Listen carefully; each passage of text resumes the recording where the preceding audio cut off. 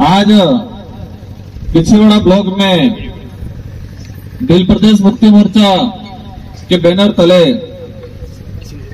हमारे इस जन जागरण की मुहिम को आगे बढ़ाते हुए यहाँ के स्थानीय कार्यकर्ताओं ने, यहाँ के समाज के प्रति शुभचिंतक साथियों ने मिलकर ये जो कार्यक्रम आयोजित किया है, इसलिए उन्हें इतने दिनों से मेहनत करने वाले सारे सामाजिक कार्यकर्ताओं को मेरी ओर से खूब खूब धन्यवाद देना चाहूंगा।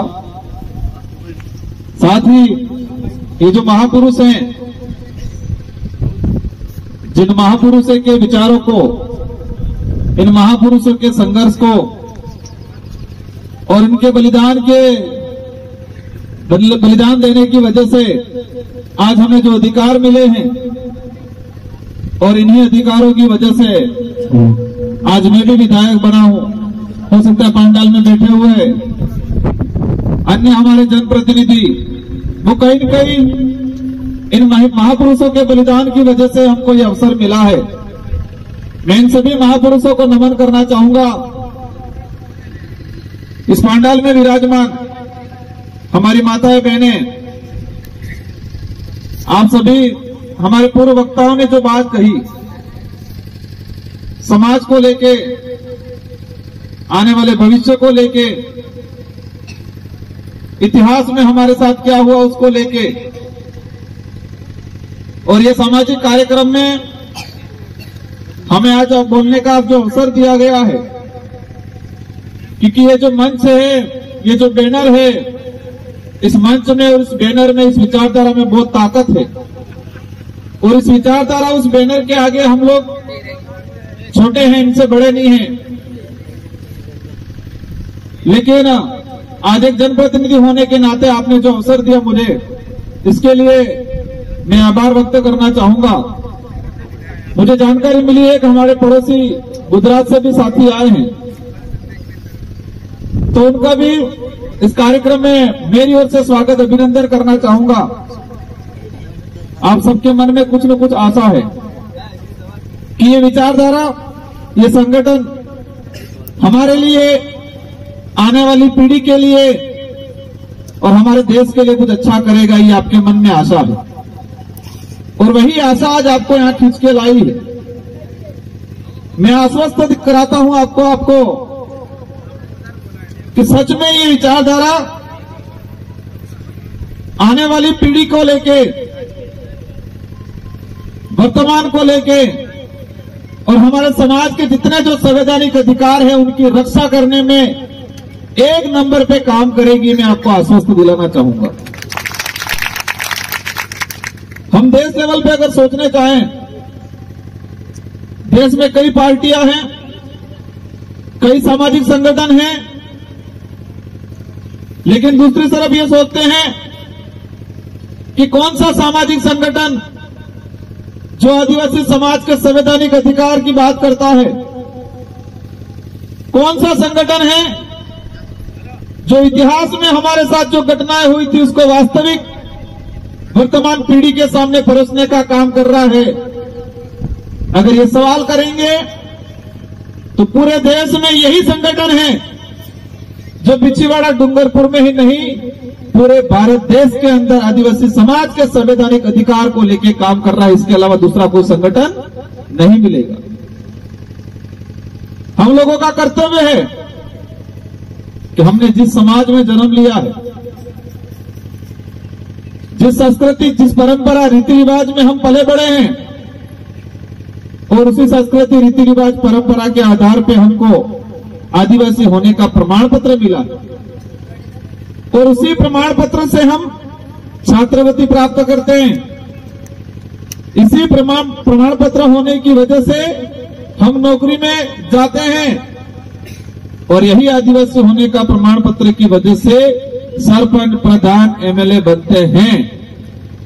तो इस प्रमाण पत्र में ताकत है कि नहीं है?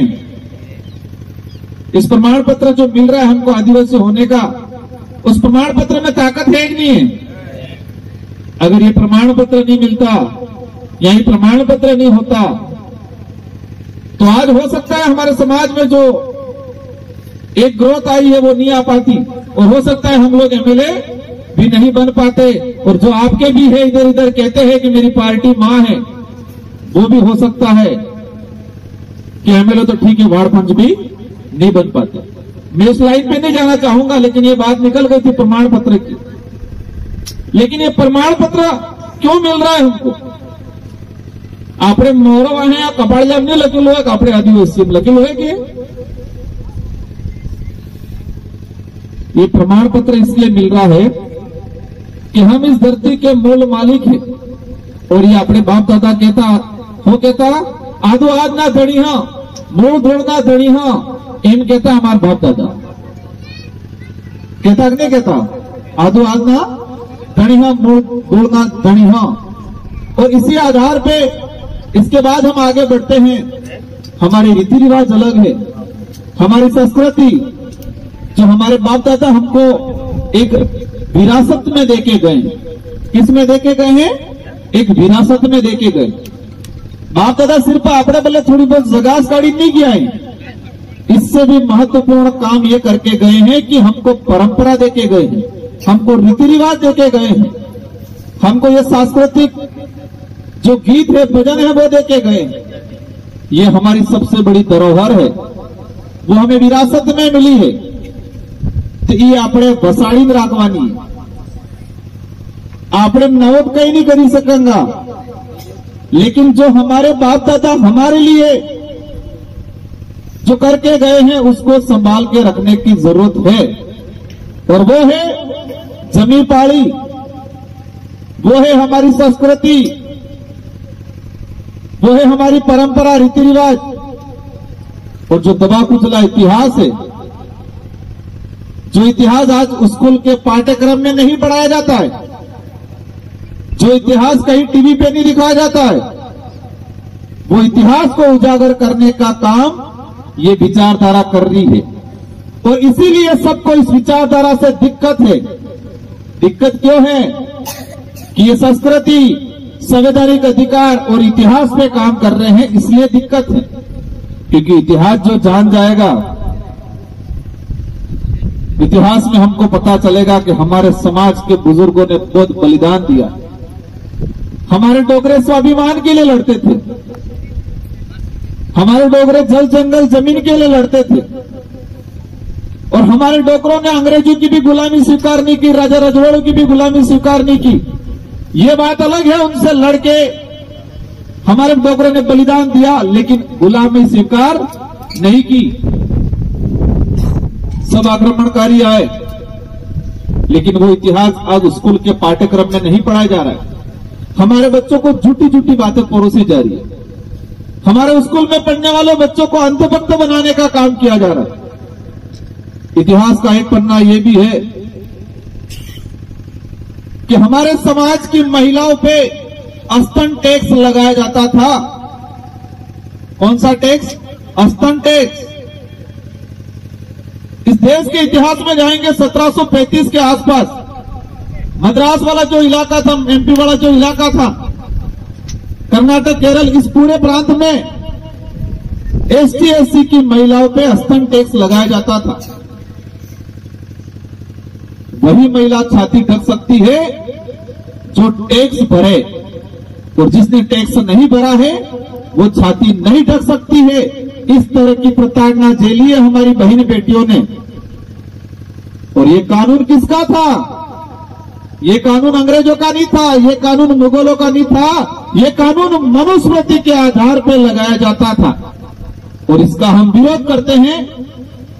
और वही मनुस्मृति, उसी मनुस्मृति को वापस इस देश में लागू करने की पॉलिसी की जा रही है, और हमारे भक्तों को भी गाड़ा करी मिल जाए सपा। उसी धर्म की ओर जा रहे हम, जिस धर्म ने हमारे समाज की महिलाओं पे स्तन टैक्स लगाया था, उस धर्म की ओर जा रहे हैं। तो हम समाज सेवी या समाज के शुभचिंतक नहीं हो सकते, हम समाज के दुश्मन हैं। जो व्यक्ति जिन धर्म ने हमारे समाज की महिलाओं पर स्तन टैक्स लगाया था, हमारे समाज की महिलाओं ने 70-80 साल तक, वो कार्यकाल जो रहा है 70-80 साल तक टैक्स भरते, वही महिला स्तन डर सकती थी जो टेस्ट से बढ़ती थी। और उसमें और भी बातें हैं जो मैं कहना उचित नहीं समझूंगा, लेकिन इसको जानेंगे तो उस धर्म पे मैं थूकता हूं जो धर्म हमारे समाज की महिलाओं के लिए ऐसा सोचता था, और उसी के थ्रू हमारे भक्तों को गाढ़ा करवाना काम किया। अभी देखा होगा मैंने एक विरोध किया था। क्या विरोध किया था? कि हमारे कडेड़ा और माही के अंदर जो टापू है, कडेड़ा और माही के अंदर जो टापू है, तो वो बांध बने हैं, पानी भरा है तो टापू बने। तो उस बांध बनने से हमारे समाज के कितने लोग विस्थापित हुए? हजारों लोग विस्थापित हुए। इन लोगों को आज तक जमीन नहीं मिली है। इन लोगों की अभी पीढ़ी जो है वर्तमान, वो पीढ़ी बर्बाद हो चुकी है। और उस इलाके में हमारे कई संत रहे, महापुरुष रहे और कई बलिदान दिए। उनके नाम तो नामकरण करने की बात नहीं कर रहे हैं। और ये क्या कह रहे हैं कि हम रामायण के पात्रों से नामकरण करेंगे। तो ऐसा अपन होने देंगे क्या? अगर नामकरण करना है तो संत सुरमाल महाराज, गोविंद गुरु महाराज, ज्योतिषर महाराज और जितने भी हमारे महापुरुष शहीद हुए हैं और जो भी बड़ा परिवार जो यहां से विस्थापित हुआ, उस परिवार के मुखियाओं के नाम से नामकरण होना चाहिए, ये मांग की थी। मैंने क्या गलत किया था? हमने वास्तविकता में विश्वास करते हैं और ये लोग इस इलाके में संत सुरमाल महाराज के भगत ज्यादा है। संत सुरमाल महाराज ने इस समाज को जागृत करने का काम किया है। संत सुरमाल महाराज ने समाज के लिए इन राजा रजवाड़ और अंग्रेजों की कई प्रकार की यात्राएं सही है। और हम मान सकते हैं कि आदिवासी समाज में हमारे पहले गुरु हमारे इलाके में संत सुरमाल महाराज। लेकिन समस्या ये होगी कि हम संत सुरमाल महाराज को ध्यान में रहा, लेकिन उनके उद्देश्य क्या थे, उनकी भक्ति क्या थी, वो लड़ किसके लिए रहे थे, ये भूल गए हम लोग। वो लड़ रहे थे हमारे समाज के लिए, हमारे समाज पे जो राजा रजवाड़ा अंग्रेजों के द्वारा जो भेंट वगैरह लगाया जा रहा था, जो यातनाएं की जा रही थी, जो छुआछूत भेदभाव किया जा रहा था, उसके लिए लड़ रहे थे। लेकिन आपणाने आवड होवडावी દીધું ઓરાણી भक्ति में आनी भेड़ पाड़ी नाख्यो।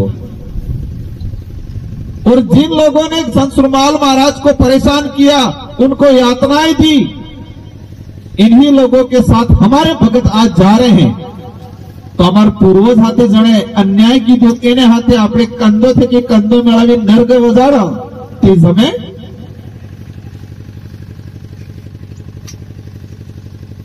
आज हम कहते हैं संत सुरमाल महाराज ने हेमो पाजूम कहते नहीं कहते, शीशा मतलब शीशे को उगला के उनको पिलाया, ये बोलते हैं। तो किसने पिलाया ये शीशा? अगर पिलाया था तो हमारे भगत बेटा है कहीं नहीं। हमारी माताएं भी अपने रात्रे बसरे मंडली अपने संत सुरमाल महाराज ने लईने भक्ति करा, अपने पाठ पूजा करा। इस देश के अंदर पुराने पुलिस वाला बेटा है। इस देश के अंदर आईपीसी सीआरपीसी लागू हुई। इस देश में अंग्रेजों ने 1860 के आसपास आईपीसी लागू की। इस बात को आप गौर से सुनना। 1860 के आसपास आईपीसी लागू की और उस आईपीसी के तहत इस देश में कोई भी व्यक्ति कोई भी गुनाह करता है तो उसको सजा देने का प्रावधान किया। चोरी करता है तो उस धारा में मुकदमा होगा, मारपीट करता है तो उस धारा में मुकदमा होगा। यह आईपीसी सीआरपीसी में प्रावधान किया गया और वो लागू की थी 1860 के आसपास। और संत सुरमाल महाराज के साथ यातनाएं जो हुई और जो शीशा पिलाने की घटना बताई जाती है वो 1880 के आसपास की बताई जा रही है। मुझे फिक्स से सन ध्यान नहीं है, लेकिन 1880 से 85 के आसपास की घटना बताई जा रही है। और हमें किताब में पढ़ी रहता है कि अंग्रेजों ने शीशा पिलाया तो अंग्रेजों ने कानून बना था आईपीसी, और आईपीसी में कहीं पर भी शीशा पिलाने का कानून दंड नहीं है। आईपीसी में मृत्यु दंड है, फांसी देने का दंड है, लेकिन उगला के शीशा पिलाएंगे ये कहीं लिखा नहीं है। तो फिर ये सजा किसके द्वारा दी गई और क्यों दी गई? और ये शीशा उगला के पिलाने का जो था वो दंड कौन से कानून में लिखा था? वही मनुस्मृति, जिस मनुस्मृति के तहत ST/SC की महिलाओं को स्तन टैक्स देना पड़ रहा था, उसी में लिखा हुआ है कि अगर अछूत आदमी या ST/SC का आदमी अपने जबान से मंचों का उच्चारण कर लेता है, भगवान का नाम ले लेता है, तो उसके मुंह में शीशा उगला के डाल दिया जाए, वो वही लिखा था। और आपने अंग्रेजों ने गाड़ी दे खुश थी गया। लेकिन जिसने वास्तविक हमारे समाज के साथ गलत किया था, जिसने हमारे समाज के साथ छुआछूत भेदभाव किया था, उनको हम भूल गए। हमको लड़ से नहीं लड़ना है। आज हमको लड़ लेके घोपड़ लेने हट कामती अपनी संस्कृति में जरूरत पड़े तो लड़वानो, लेकिन हमको उनसे ज्ञान से लड़ना है, पढ़ाई लिखाई करके करना है। हमारे सांसद MLA विधानसभा लोकसभा में भेज के लड़ना है, हमारे बच्चे वकील बना के कोर्ट के माध्यम से लड़ाई लड़नी है। तो मैं उसी बात पे आना चाहूंगा कि देश में जो पढ़ाया जा रहा है, देश में जो बताया जा रहा है, वो हकीकत नहीं है, हकीकत कुछ और है। मैं भक्ति की बात को कर रहा था, हमें शुद्ध भक्ति करनी है। हमारे गुरु हमारे संत सुरमाल महाराज थे, गोविंद गुरु महाराज थे, लेकिन इसमें जो कलम चढ़ा है उस कलम को वापस हटाना है और शुद्ध संत सुरमाल महाराज की भक्ति करनी है। उनके दुश्मन कौन थे उनको पहचानना है। जिसने यातनाएं दी, तो जो दुश्मन थे उनके ही साथ अगर हमारे संत सुरमाल महाराज के भगत अगर उनके साथ मिलकर काम करेंगे तो भगत कहेगा। जिन लोगों ने संत सुरमाल महाराज के साथ, गोविंद गुरु महाराज के साथ अत्याचार किया, अन्याय किया, इनके भक्तों को परेशान किया, उन्हीं के साथ हम आज मिलकर अगर भक्ति करते हैं तो वो संत सुरमाल महाराज ने भगत कहे कि नहीं कि भाई तुम विचार करो के भैया। पर बापड़ा हो करे हमारे बहुत बड़ा बापड़ा सब पा। एक बात यह भी है कि हमारा समाज बहुत सीधा समाज है, हमारा समाज बहुत भोला समाज है, हर किसी पे विश्वास कर लेता है, जिसने जो कहा वो मान लेता है और इसीलिए आज तक थका गया। जो देश का मालिक था आज देश के अंदर हालत खराब हो गई है। आज हमारे लोग मिलाना चाह रहा है कि जमीन पे बैठे हुए हैं, पर हमें पहला राम मंदिर में खुश हो आगे एक कानून निकाला है अभी कि राजस्थान के अंदर जितनी जो ग्राम पंचायत है, जो पंचायत आबादी में जो अतिक्रमण है, एवं हमारे बाबू रोहन खबर उसने अतिक्रमण में अर्थ होता है। पंचायत आबादी बिलाना और चारागाह की जमीन पे आपका मकान बना है तो उसको अतिक्रमण में मान रहे हैं और उसको हटाने का कानून बना रहे हैं। और हमारे भी खुश हो राम मंदिर में भी तो ठीक है। अभी के अपने द्वारिका में साबरमती पानी की खोज की थी, हम गई एक बार टीवी माते बता दो तो कि मोदी जी से उन्होंने पानी में उतरी ने में पूजा करी मायम के। अरे भगवान नकल जा हम सपनों आप जो तो कणा महाराज ने कणा भगत ने आपको सुस्तू नेता के तो सपनों आ गए मन तो नहीं आपको लगे। ये देश को गुमराह करने का ढोंग रचा जा रहा है। हमारी लड़ाई किसी भी समुदाय से भी नहीं है, हमारी लड़ाई किसी जाति से नहीं है, हमारी लड़ाई किसी धर्म से नहीं है। ये देश का संविधान कहता है कि हर व्यक्ति को अपने विवेक या अपनी इच्छा के अनुसार धर्म अपनाए, जो करे। जो हिंदू मानता है वो मानो, आप कोई दिक्कत नहीं। जो ईसाई मानता है वो मानो, कोई दिक्कत नहीं। जो मुस्लिम है मुस्लिम मानो, कोई दिक्कत नहीं। लेकिन आदिवासी समाज को धर्म के अंधकार में जो फंसाने का काम कर रहे हैं, जिससे हमारे आदिवासी समाज के व्यक्ति का विवेक खत्म हो रहा है, सोचने समझने की शक्ति खत्म हो रही है, वहां हम विरोध करेंगे और आपको साथ देना है। और ये बात यही तक नहीं, अपने घर में, परिवार में, रिश्तेदारी में, अपने गांव में बतानी है कि हमको सच्चाई के लिए लड़ना है। हम संत सुरमाल महाराज के भगत है, गोविंद गुरु महाराज के भगत है, उनकी शुद्ध भक्ति करेंगे, मिली मिलाई भक्ति नहीं करेंगे, इस ओर हमको आगे बढ़ना है। हो सकता है समय हो रहा होगा, संचालक महोदय विचार कर रहे होंगे, मुझे भी एक दो जगह जाना है, लेकिन इस पंडाल में जितने जो हमारे बड़े बुजुर्ग युवा साथी बैठे हैं, एक बात ये विचार करनी है कि इंसान कई प्रकार का सोचता है। एक तो वर्तमान बल्ले सोचे और एक भविष्य बल्ले सोचे। क्या अपनी बार वर्तमान बल्ले बाजार सोची रह जा कि भविष्य बल्ले बाजार सोची रह जा?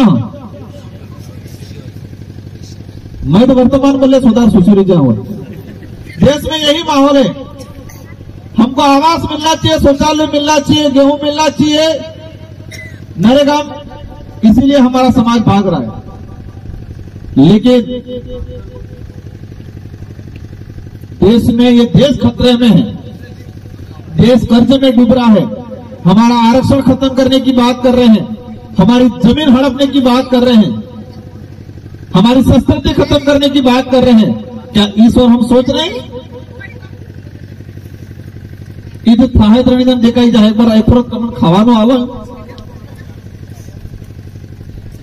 ये साइकोलॉजी, इन लोगों ने हमारे लोगों के साथ एक मानसिक गेम खेला जा रहा है। इन लोगों को छोटी मोटी योजनाओं में गुमराह करके रखो ताकि कागज ले ली फरतू उड़े, भविष्य में मोरल नहीं सोची सके। इनकी चाल है, देश को बर्बाद किया जा रहा है। और एक बात और कहना चाहूंगा मैं, हम कहते हैं कि आजादी की लड़ाई शुरू हुई, उस समय कहीं आंदोलन होता था, कम से कम 6-7 दिन में पूरे देश में फैल जाता था। सुहागदाड़ा में पूरा देश में फैल जाता है।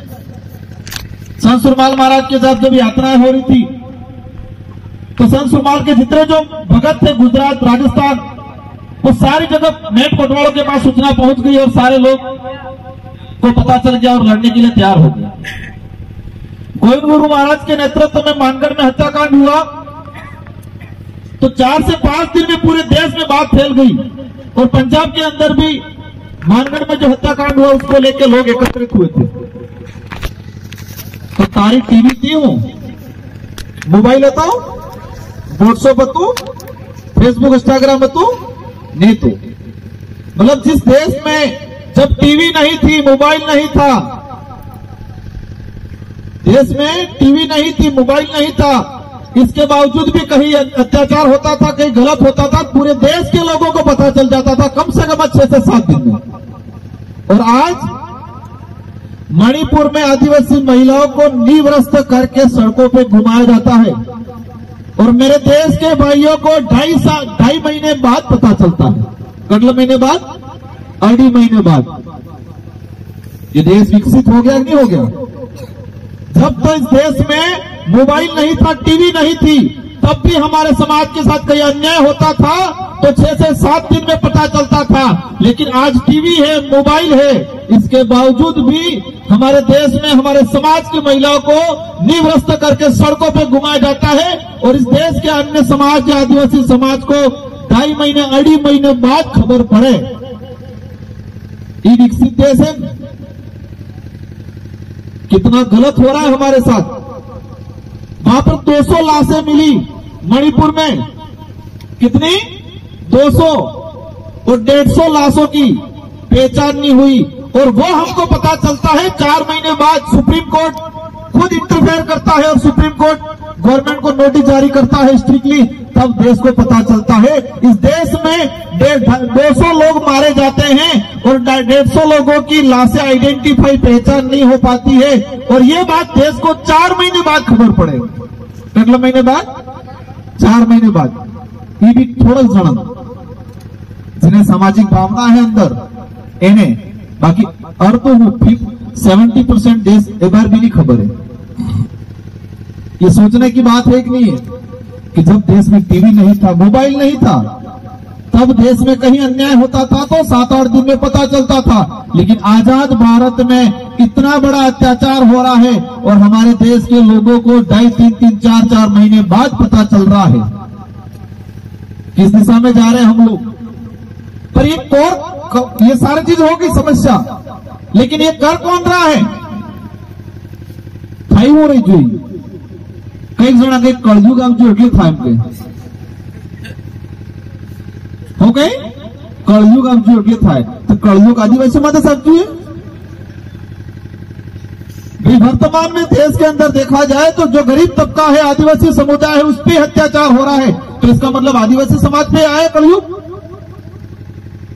ऐसा कह के हमारे लोगों को डिमोटिवेट करते हैं, उनको कहते हैं कि ये तो भगवानों एक बार श्राप है, कलयुग है। ये सोचने की विषय है कि हमारे लोगों को इस देश से खत्म करने की पॉलिसी बनाई जा रही है।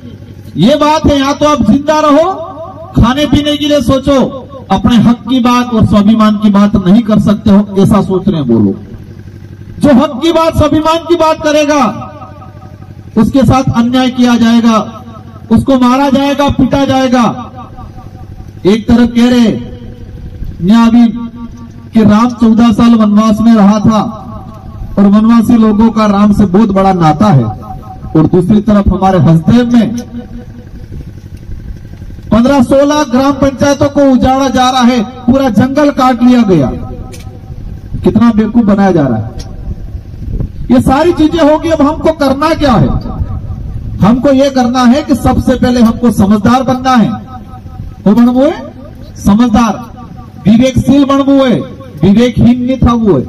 सोचने समझने की शक्ति, सही गलत क्या है उसको परखने की शक्ति अपने अंदर लानी है। और हमारे समाज के अन्य लोगों को जो सोए हुए हैं, जो सुविधाओं के संभोग में डूबे हुए हैं, सुविधाओं के संभोग में डूबे हुए हैं, इन लोगों को समझाना है। अभी आपकी जिंदगी तो निकल जाएगी, लेकिन आने वाले समय में आने वाली पीढ़ी का जीवन खराब हो जाएगा, और आने वाली पीढ़ी का जीवन खराब हो जाएगा कि अगरबत्ती दीवो नहीं करेंगे आप। अब अगरबत्ती दीवानी बात आप जी, आज अपने अगरबत्ती दीवा कीधा नहीं कीधा इन महापुरुषों को।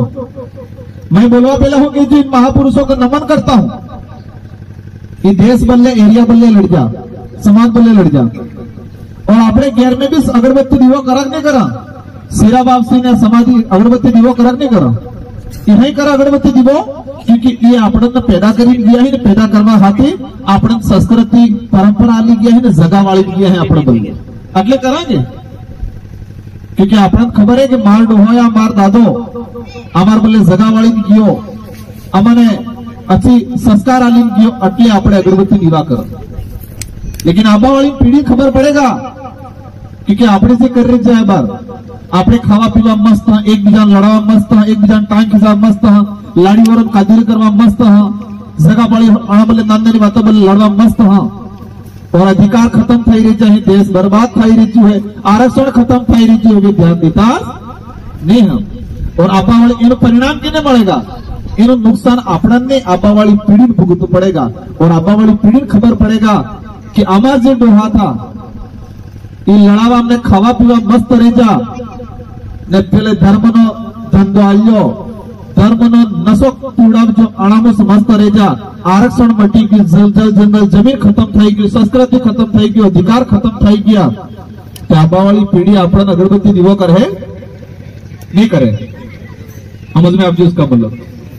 आपने अगरबत्ती दीवो करी जाए, आटली करी जाए आणि बढ़िया करीन किया, पर आबा वाली पीढ़ी आपण अगरबत्ती दीवो नहीं करेगा, आटले नहीं करेगा कि अपने खावा पीवा में लड़ाई झगड़ा मस्त हाने अधिकार ने आरक्षण ने देश बर्बाद थई रही है। एक सिरा बाप से भी मળી जाएगा, बम बमावी नाकी देगा। इसलिए हमको हमारे वर्तमान को जीना है, लेकिन आने वाली पीढ़ी के लिए भी जीना है।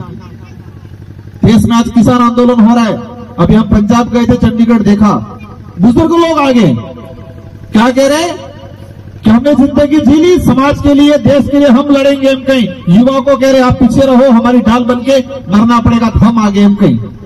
और हमारे तंजना डोहा वो तो थाकी क्यों हूं कहीं,